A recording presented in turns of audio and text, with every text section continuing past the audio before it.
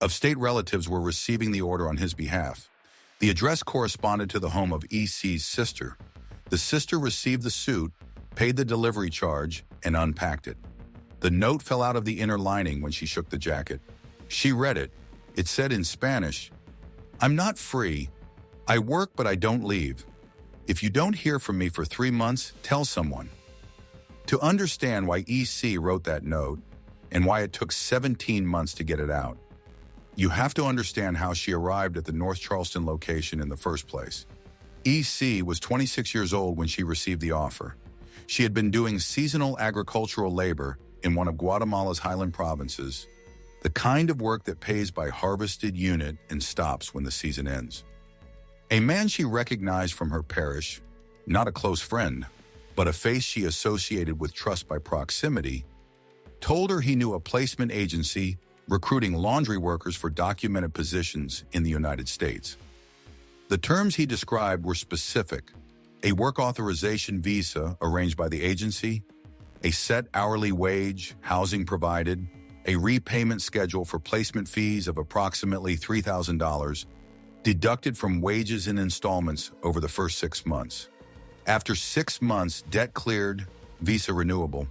She had a younger brother in school. She had her mother. She signed the agreement and paid a $500 deposit, the entirety of 3 years of saved seasonal wages, to secure her placement. The recruitment mechanism that reached her was not sophisticated. It did not need to be. It operated through existing social infrastructure, church connections, community recognition, people who were known faces if not close relationships. It targeted women from highland agricultural communities specifically, women with dependents, women with economic pressure, women who were already calculating impossible options. The broker who ran this network did not create those conditions. He identified them and selected for them. At the processing point in northern Mexico, a contact there collected EC's travel documents for safekeeping during crossing. She entered the United States in a group of 8. On the first day at what was described as an orientation facility near Charlotte, a woman she never saw again collected her Guatemalan identification card and her copy of the work visa agreement. For filing, she was told. She would receive copies. She did not receive copies. On the third day, she was transported to the North Charleston location. The storefront was operational. The back area looked like a break room. She was shown the basement, staff sleeping quarters they called it, for overnight workers. The door locked from the store side. That was 17 months before the note reached Houston. The sister put the note in a drawer. She did not call anyone. She did not know who to call. Her sister was undocumented. She was undocumented. The calculation in her mind was the one that labor traffickers construct deliberately. The risk of calling authorities felt larger than the risk of waiting. She was not entirely passive in those 7 weeks. She talked to a neighbor who had been in the country longer and sometimes helped people with paperwork. The neighbor told her immigration situations were complicated and suggested she try calling 211. She called twice. Both times she reached a voicemail recording. She did not leave her name. She went to the Spanish language mass at her parish. The priest there understood in a general way that members of his congregation had immigration situations that limited their options. He was not equipped to receive what she was describing. He gave her a card for Catholic charities and told her they might be able to help. She kept the card in the same drawer as the note. She did not contact Catholic charities. Her reasoning was not irrational. She did not know that cooperation with a federal trafficking investigation would not be used against her. She did not know that her sister had victim protections under federal law. The gap between those facts and what she understood to be true was not her failure of knowledge. It was the predictable result of an information environment in which the only clear signal available to her about what federal contact meant for people in her position was that it ended in deportation. She kept the note for 7 weeks. After the breach on April 22nd, HSI victim advocates made contact with EC during the initial intake process at the North Charleston location. Within 48 hours, EC provided her sister's Houston address. A field agent from the Houston HSI resident agency Visited on April 24th. The sister retrieved the note from the drawer and turned it over without hesitation. It became Exhibit 73 in the federal case file. EEC's initial interview with HSI agents began on the afternoon of April 22nd and continued the following morning. Conducted through a Spanish-language interpreter, it was documented in a 39-page transcription filed under seal. The HSI operational summary released to the public describes it as extensive, consistent, and corroborating. The victim advocate who worked EC's first contact documented one detail in her field notes that does not appear in the sealed transcript. EC's first question, before she gave her full name, before she provided her sister's address, was not about herself. She asked about the woman she called La de Quiche, not a name, a regional designation. The woman was from Guatemala's Quiche department. EC did not know her given name. She knew her because approximately 4 months earlier, during a period when the North Charleston basement was undergoing modifications and workers from that location were temporarily transferred to assist at the Myrtle Beach facility, she and the woman from Quiche had occupied adjacent workstations for 11 days. During those 11 days, they had developed a communication system. Notes folded to thumbnail size left inside the lint trap of a commercial pressing machine that both women serviced on a shared schedule. The trap was cleaned at fixed intervals. The notes passed during cleaning. In 11 days, they had exchanged names, home regions, and the fact that both had been told they were coming to the United States on documented work authorization. The system was discovered on the 12th day during an unscheduled maintenance check. Both women's work assignments were modified and their food portions were reduced for 2 weeks as a consequence. They had not communicated again. When the false wall came down at North Charleston, EC's first question was whether the woman from Quiche had been found. She had. The woman from Quiche was at the Myrtle Beach location. She was among the 19. Put yourself in that sister's position for a moment. A note arrives saying her sibling isn't free, can't leave, and if she doesn't hear anything for 3 months, to tell someone. She knows her sister entered the United States without documentation. She knows that calling authorities could result in immediate detention, deportation, separation. She has no lawyer, no legal standing, no institutional framework for how any of this works. She keeps the note in a drawer for 7 weeks and waits in hopes. That is not negligence. That is a rational response to a set of structural conditions that made silence feel safer than speech. The maintenance contractor who discarded the ventilation grate notes, the customer who interpreted the dress shirt note as a laundry tag error, the sister who waited with Exhibit 73 in her drawer for 7 weeks. 3 separate people who held evidence of this operation and did not act. Not because of indifference, but because the environment they were operating in made action feel more dangerous than inaction. That is not a design flaw in those 3 individuals. It is a feature of a control architecture that the Reyes siblings did not invent and did not need to invent. It already existed. They just used it. Here's the take that will probably draw some pushback. The leverage that immigration enforcement status gives to labor traffickers over their victims is not a side effect of the crime. It is the operational foundation. The threat is credible because it is real. Any serious discussion of how to reduce operations like coastal press that does not engage with the structural conditions producing that leverage is a discussion about symptoms, not causes. The Reyes siblings did not create those conditions. They exploited conditions that were already in place. When this case closes, those conditions will still be in place. What do you think? Is it possible to prosecute labor trafficking effectively without addressing the structural conditions that make it viable? Leave your answer below. Subscribe so you don't miss what develops in the Georgia investigation. When charges break on those 12 names in the ledger, we'll be covering it from the first filing.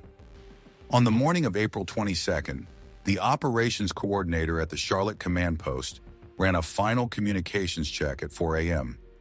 All 6 team leaders confirmed position. All geofencing alerts showed negative. None of the targeted principals' devices had moved outside registered locations in the preceding 12 hours. The weather across the two-state operational area was clear and cold, temperatures in the low 40s. At 4:17 a.m., the coordinator transmitted the execute signal. 5 of the 6 simultaneous entries proceeded according to plan. The Wilmington, Jacksonville, Myrtle Beach, Mount Pleasant, and North Charleston teams achieved their objectives: front entry, rear laundry access, false wall breach, victim contact, within the planned 8 to 10 minute window. Georgetown was different. The Georgetown, South Carolina location was the smallest of the 6 stores, housed in a single-story commercial building with a narrower rear section than the others. The laundry area had been more extensively modified during the renovation. When the Georgetown entry team reached the false wall panel, they found a modification that had not appeared in any surveillance imagery. A secondary deadbolt had been installed through the panel frame from the store side, industrial grade, keyed from the front, recent enough that the paint around the installation point was still lighter than the surrounding wall. The hardware had not been on any building permit. It had not been visible from the parking lot camera angle during the 11 days of drive-by surveillance. Someone had installed it after the warrant had been signed. The team leader assessed the situation in 60 seconds. A hydraulic ram would breach the deadbolt, but the force required would impose significant stress on the panel itself. A panel with people on the other side. The precise geometry of the space beyond the panel and the positions of the 3 workers inside it were unknown. He called the operations coordinator. The Georgetown location needed the key, not the ram. Roberto Reyes had been the first of the 3 siblings detained at the Wilmington location. He was in the parking lot of the South College Road strip mall in federal custody when the coordinator relayed the request through the arresting agent on site.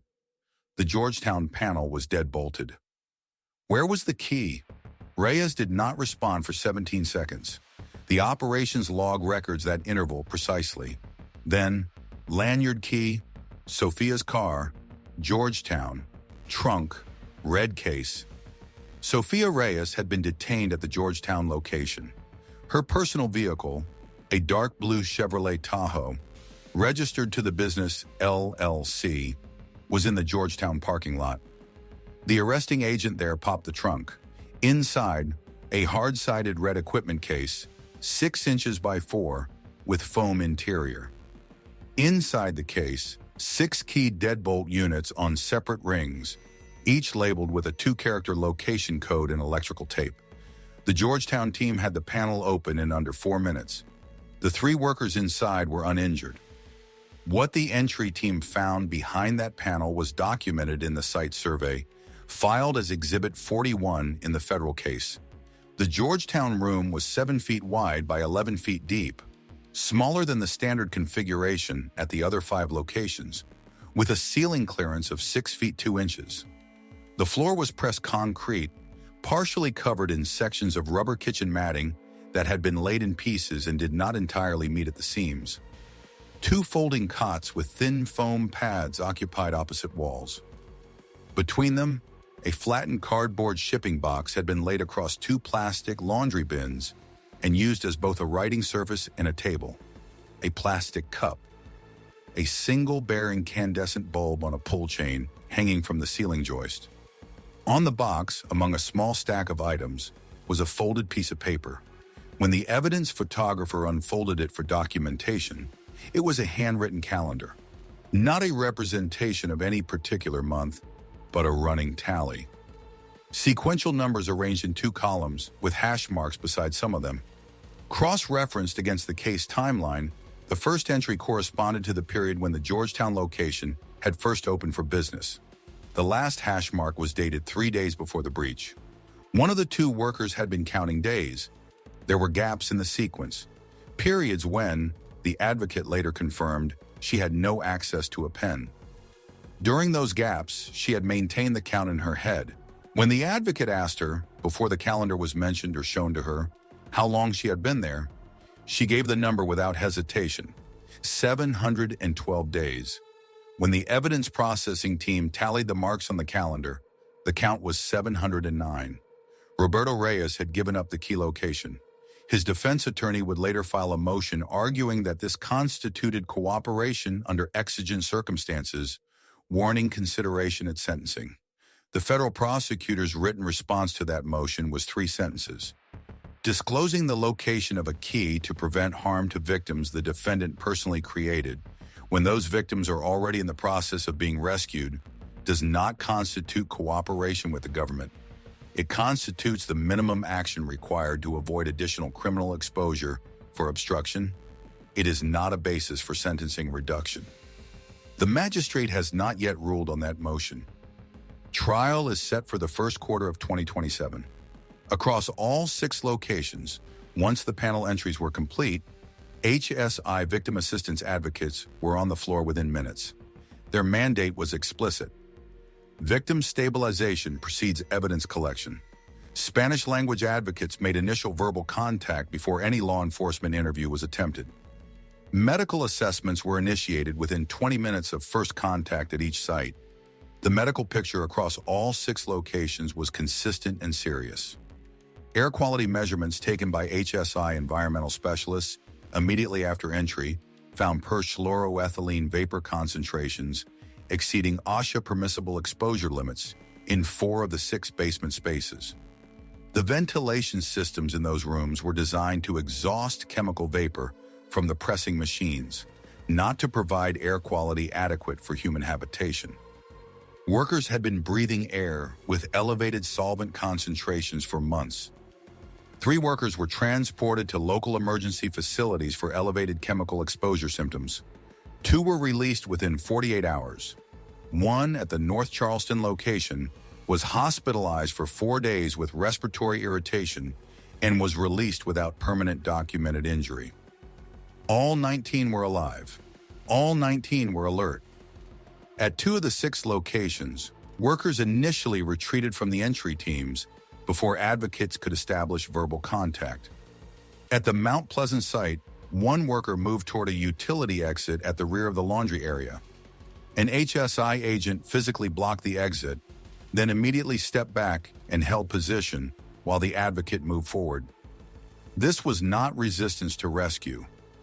It was the conditioned response of people who had been told repeatedly for the entirety of their captivity that any contact with federal law enforcement meant immediate arrest, deportation, and the compounding of their debts through the legal costs of that process. The threat had been credible and effective enough that even with the false walls open and agents visible, the first reaction was fear of those agents.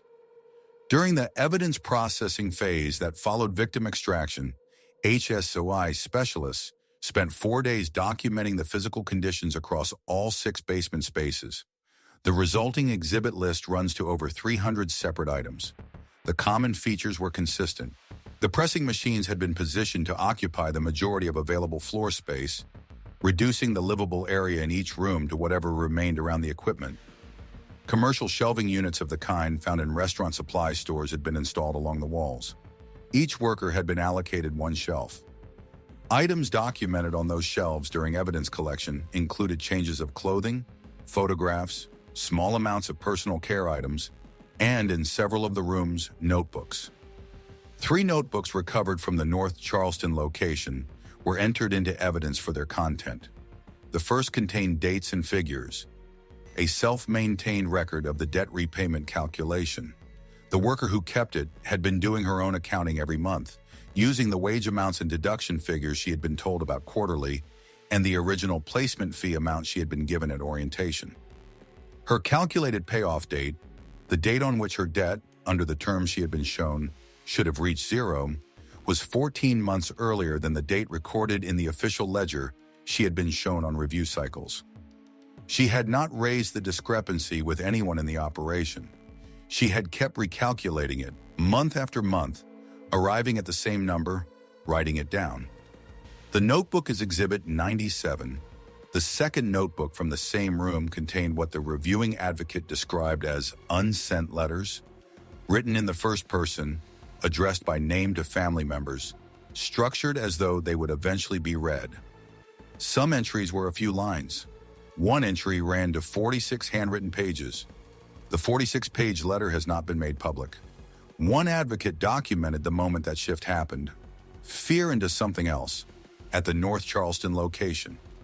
She described it as a moment when a worker made eye contact with the Spanish language interpreter, and the interpreter said simply that she was there to help and that the worker was not in trouble. The worker stood for a moment, then sat down on the cot she had been sleeping on for 17 months. Then she asked if she could have a glass of water. By 7 in the morning on April 22nd, the operational phase of Operation Clear-Out was complete. 3 principals in custody, 19 victims in advocate care, 6 locations secured, sealed, and documented. Across the entire operation, not a single round was fired. Roberto, Daniel, and Sofia Reyes were arraigned in the United States District Court for the Western District of North Carolina on April 25, 2026. All 3 entered not guilty pleas. The government moved for pretrial detention at all 3 arraignments, citing flight risk and the demonstrated operational capacity to conceal criminal activity at scale. The presiding judge granted the motion. No bail was set for any of the 3. The charging documents assigned distinct operational roles to each of the 3 siblings. Roberto Reyes was the operational director. He identified and secured the commercial locations, managed the relationships with the military base vendors, and served as the primary point of contact for the labor broker. Sofia Reyes managed the workforce directly. She rotated between locations on a scheduled basis, supervised work assignments, controlled the document inventory, and administered what the indictment describes as compliance enforcement. The system of disciplinary consequences applied to workers who failed to meet production targets or who attempted unauthorized contact with the outside. Daniel Reyes managed the finances. His role required continuous precision. The debt suppression ledger, the mechanism by which each worker's balance was kept in a state of perpetual non-resolution, had to be actively maintained. Wages were credited against debts, but the debt amounts were themselves subject to ongoing adjustment. Penalties assessed for production shortfalls, fees charged for the housing and food provided within the basement spaces, periodic upward revisions of the original placement fee, principle that reset the calculation. The structure was designed so that the total amount owed never reached zero. Daniel Reyes's personal laptop, seized from the Myrtle Beach location at the time of his arrest, contained the master copy of this ledger along with approximately 3 years of version history. HSY financial analysts reviewed the document architecture over 9 days. Their written assessment, filed as part of the charging affidavit, describes the system not as complex but as precise. The formulas themselves were straightforward. What was sophisticated was the design logic. The ledger was constructed so that freedom through repayment was mathematically impossible. The debt was not difficult to pay off. It was structured to be unpayable. That was its function, not its side effect. Daniel Reyes had no prior criminal record. He held a business administration degree from a North Carolina State University. He had been involved in the coastal press operation from its founding in 2023. 22 federal counts each: forced labor, document servitude, alien harboring for commercial advantage, conspiracy to commit labor trafficking, wire fraud in connection with federal government contracts, 8 separate counts corresponding to invoices submitted to Camp Lejeune and Joint Base Charleston MWR during the period of forced labor operation, in which the services billed to the Department of Defense were produced using workers held against their will. The military contract wire fraud counts carry a statutory maximum of 20 years per count. The aggravated labor trafficking counts carry a maximum of 30 years.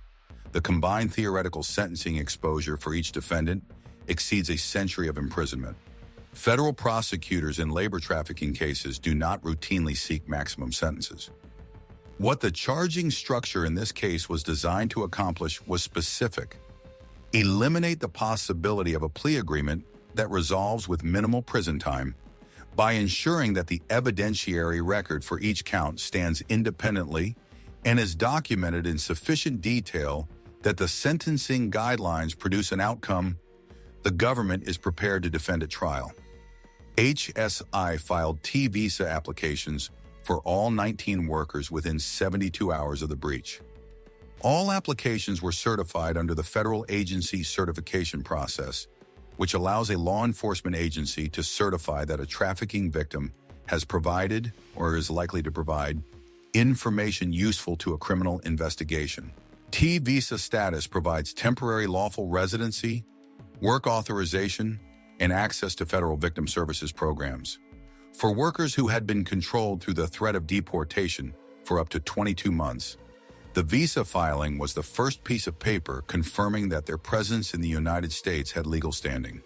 Comment: was the T-visa certification the right tool, or should there be a pathway that doesn't require a criminal investigation to access? It's a policy question worth having. The Georgia investigation is a different story, and it remains open. In the Reyes accounting records recovered under a separate warrant from cloud storage, the same payroll system the chain used across all 6 Carolinas locations, HSI financial analysts found a ledger structure that did not correspond to any of those 6 properties. The prefix codes used in a second ledger matched 2 separate LLC networks registered in the state of Georgia. Southern Stitch Cleaners, with 4 locations in the Atlanta metropolitan area, and Peach State Press, with 3 locations in the Savannah and Brunswick corridor. Both chains had been incorporated within the same 6-month window as Coastal Press in 2023. The registered agents were different names. The corporate structures were technically distinct, but the accounting software was identical, the file architecture was identical, and the ledger design matched the Carolinas records in every structural detail. The second Georgia ledger documented 12 additional worker entries. The most recent date fields in that ledger were 31 days before the Carolinas breach. HSY Atlanta opened a preliminary inquiry on April 23, 2026. The inquiry escalated within days. A physical surveillance team from the HSI Atlanta field office began rotating coverage of 2 Southern Stitch locations in the Atlanta metropolitan area, operating under commercial cover, laundry delivery vehicles, and utility inspection configurations. Their initial surveillance ran for approximately 2 weeks. What the team observed was consistent with patterns documented in the Carolinas case: modified operating hours, a visible workforce smaller than the commercial laundry volume at those locations would require, and waste removal schedules that included separate pickups not consistent with standard dry cleaning output quantities. At one location, a freestanding commercial property on a Gwinnett County service road, the ground-level windows on the rear section of the building had been painted over from the inside. Surveillance photographs taken on April 27th show the paint clearly. At camera zoom, the brushstrokes were still uneven. The surface had not fully smoothed. The paint was recent enough to still be distinguishably fresh in the images. The Southern Stitch Cleaners and Peach State Press locations were, as of the date of the most recent court filings in the Carolinas case, still operational. Whether the 12 individuals documented in the Georgia ledger were present at those locations on that date, and what their condition was, has not been addressed in any public court document.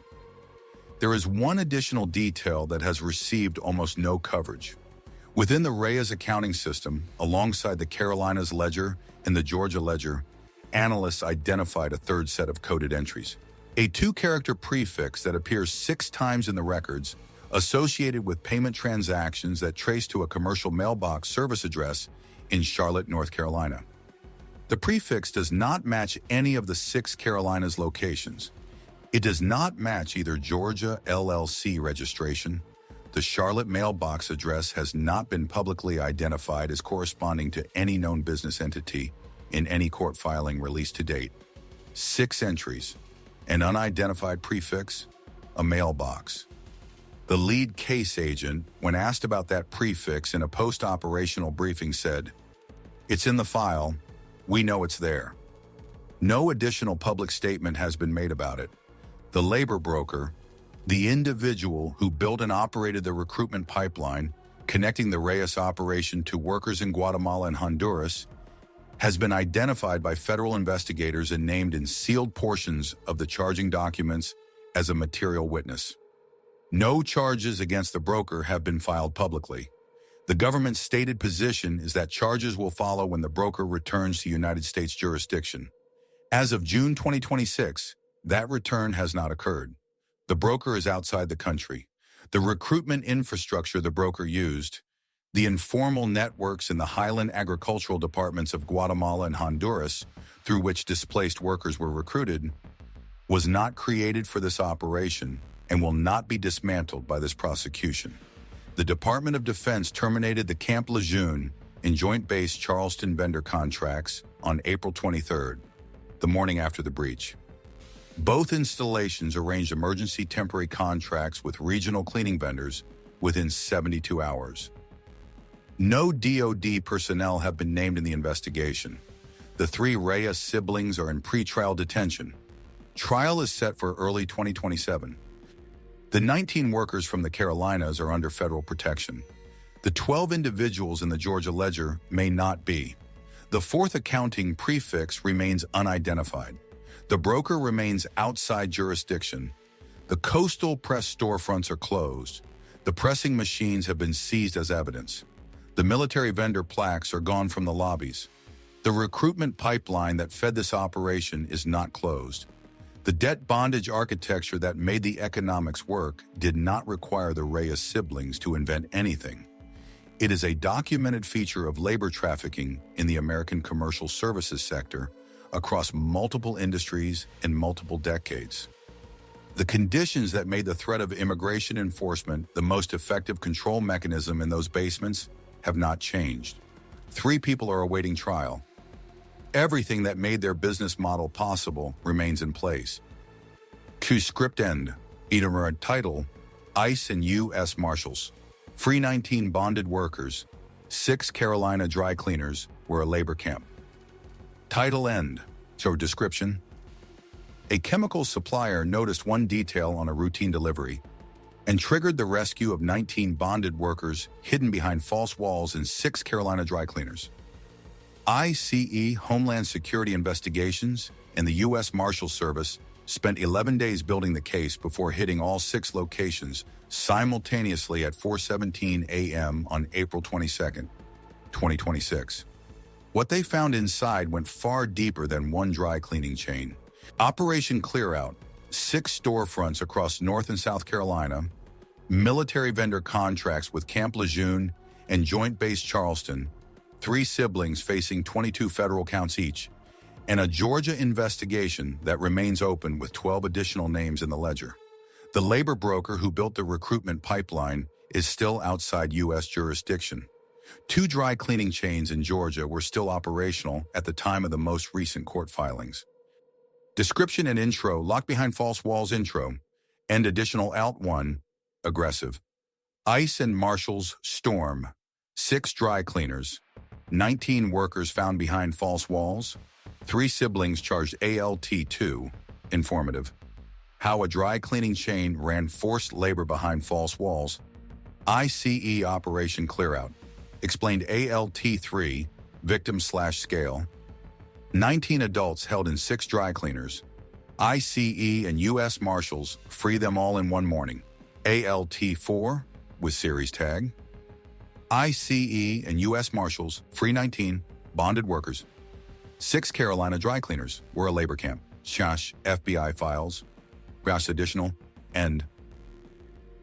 Cover. Federal agents in full tactical gear breach a false wall panel in a commercial dry cleaning basement at 4 a.m. Flashlights illuminating industrial cable restraints anchored to pressing machines. Stacked chemical drums lining the walls as workers crouch in the sudden blinding light of a 6-location simultaneous raid. Cover end.